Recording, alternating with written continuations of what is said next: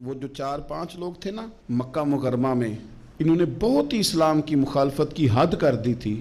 ان کے لیے حکم ہوا تھا جہاں ملے قتل کر دو. اکرمہ تھے، ابن قتل تھے، کچھ اور لوگ تھے. تو پتہ ہے ان کو کسی نے مشورہ کیا دیا تھا؟ کسی کافر نے مشورہ دیا، پر پتہ صلاح کیا دی تھی؟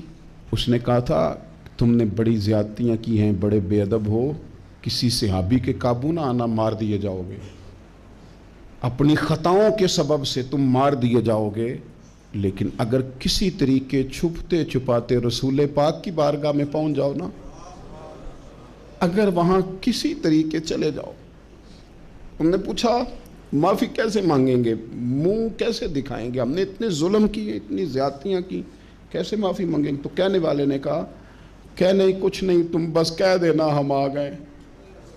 اس سے زیادہ تو بات ہی کوئی نہیں، اتنا ہی تو صرف کہنا ہے آ گئے، اور نہ آتے تو جاتے بھی کہتے، بس تم اتنا کہہ دینا ان العبد اذا اعترف ثم تاب تاب اللہ علیہ. نبی کریم علیہ السلام نے فرمایا بندہ جب آ کے کہتا ہے نا یا اللہ میں بھول گیا تھا، غلطی ہو گئی، ان العبد اذا اعترف، مان جو گیا ہوں، مان جو گیا ہوں، غلطی ہو گئی، جب کہتا ہے نا میں بھول گیا ثم تاب، پھر وہ توبہ کرتا تاب اللہ علیہ، اللہ دیر کرتا ہی نہیں، فوراً توبہ کو قبول فرما لیتا.